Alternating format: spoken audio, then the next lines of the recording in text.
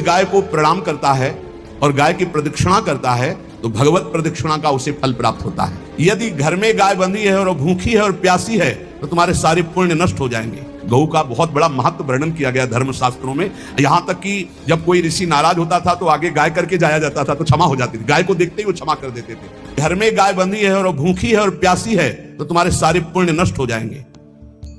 अगर घर में रजस्वला कन्या बहुत काल तक है और उसका विवाह आप नहीं कर रहे हैं तो आपके सारे सुकृत नष्ट हो जाएंगे।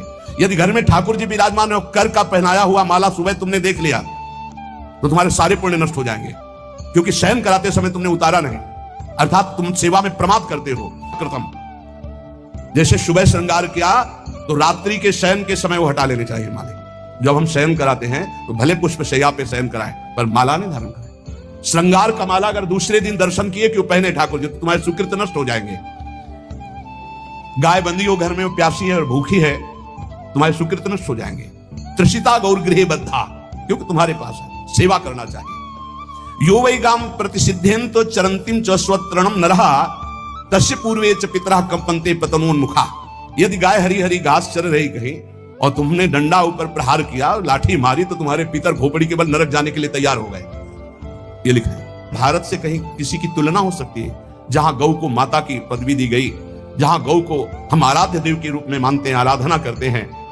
गौ रक्षा, गौ सेवा, ये बहुत बड़ा इसमें छुपा हुआ है। स्वयं भगवान अवतरित होकर गौ रक्षा, इसलिए धन्य है उनका जीवन जो गौ सेवा परायण है। भगवत भाव से गाय में साक्षात भगवान का भाव रखकर गौ सेवा करते हैं।